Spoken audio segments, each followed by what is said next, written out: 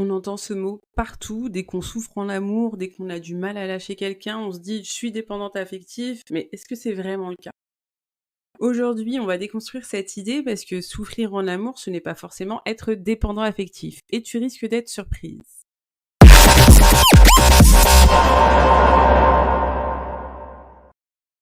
Aujourd'hui, on va parler d'un sujet qui revient sans cesse, la dépendance affective.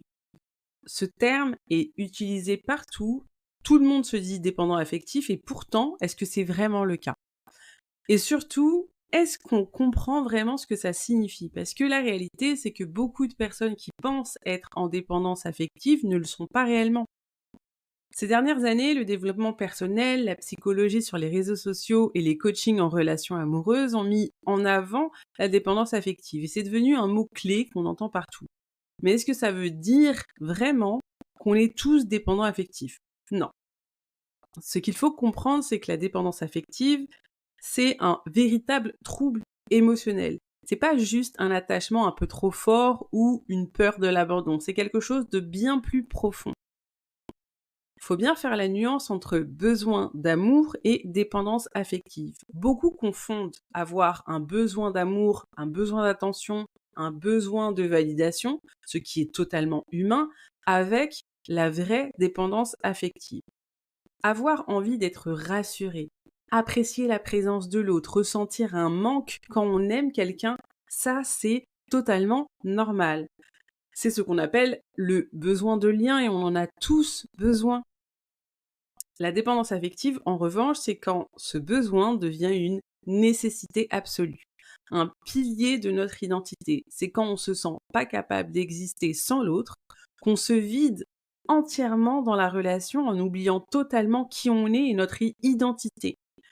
La vraie dépendance affective, c'est un attachement extrême où on ne peut pas être bien sans l'autre au point de ressentir une angoisse intense en cas de distance ou d'absence. On accepte l'inacceptable, on s'efface totalement pour éviter un rejet ou encore on vit pour l'autre à travers lui, à travers elle et on n'a plus d'identité propre. Et ça, c'est pas juste être amoureuse ou avoir du mal à gérer une rupture, c'est un schéma psychologique profond qui peut être lié d'une part à l'enfance, d'autre part à des blessures d'abandon ou encore à des traumas affectifs. Le problème aujourd'hui, c'est que beaucoup s'autodiagnostiquent en dépendance affective alors qu'ils sont simplement en souffrance amoureuse. Tu peux avoir du mal à te détacher d'une relation, souffrir d'un manque d'amour ou être très attaché à quelqu'un sans être réellement dépendant affectif. Si tu ressens un vide après une rupture, c'est pas forcément de la dépendance affective. C'est normal d'avoir mal quand on perd quelqu'un qu'on aime. Si tu as besoin d'être rassuré dans ta relation, ça ne veut pas dire que tu es dépendante affective, mais peut-être que tu as un besoin émotionnel non comblé dans cette même relation. Si tu as peur d'être abandonné, ça ne signifie pas que tu es dans une dépendance toxique, mais que tu dois apprendre à gérer tes insécurités. Ce qu'il faut retenir, c'est faire la différence entre une insécurité relationnelle et une dépendance affective pathologique. Et c'est pour ça que je veux qu'on arrête de poser cette étiquette de manière systématique. Alors oui, c'est bien beau tout ça, mais comment on fait maintenant pour savoir si on est vraiment en dépendance affective? Comment faire la distinction? Je te propose quelques questions, 5 questions pour t'aider à y voir plus clair. Première question, sans cette personne, est-ce que tu te sens totalement vide, voire inexistante?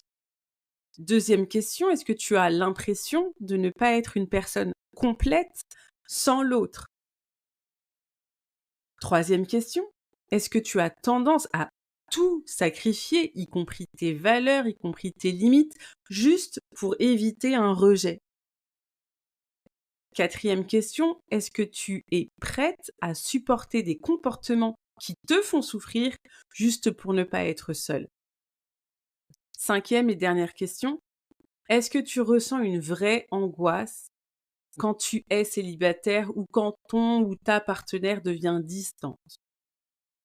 Si tu as répondu oui à la plupart de ces questions, alors oui, il y a peut-être une vraie dépendance affective à travailler. Mais si tu ressens juste un attachement fort, une peur de perdre l'autre ou alors une difficulté à gérer une rupture, c'est pas forcément de la dépendance affective et c'est totalement humain. Ce qui compte, c'est d'apprendre à équilibrer ton besoin de connexion avec ton indépendance émotionnelle.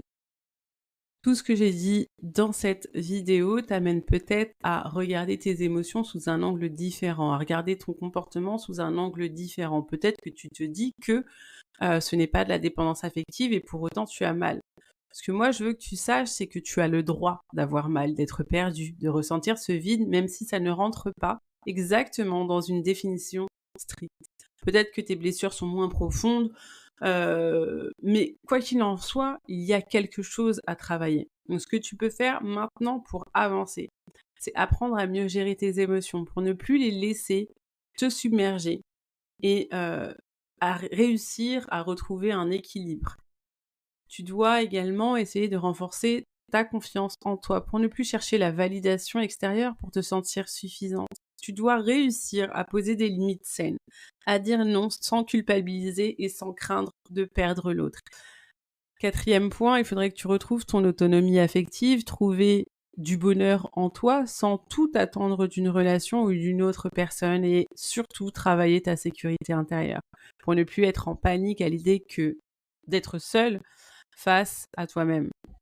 Et c'est exactement ce que je fais moi en coaching. Donc si tu as envie d'aller plus loin, rejoins-moi sur Instagram et rejoins également le canal de diffusion où tu as des exercices concrets sur ces sujets et bien d'autres liés aux relations et au développement personnel. Et surtout, abonne-toi à ma chaîne YouTube parce qu'il y a beaucoup de vidéos qui vont arriver sur ce sujet et encore plus de conseils et des clés pour avancer. Avant de partir, j'ai une question pour toi.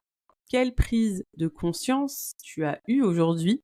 Dis-moi en commentaire ou pose-moi tes questions, je me ferai un plaisir d'y répondre. Vos retours sont toujours précieux et tellement intéressants à lire. Merci d'avoir écouté cet épisode et on se retrouve très vite, à bientôt.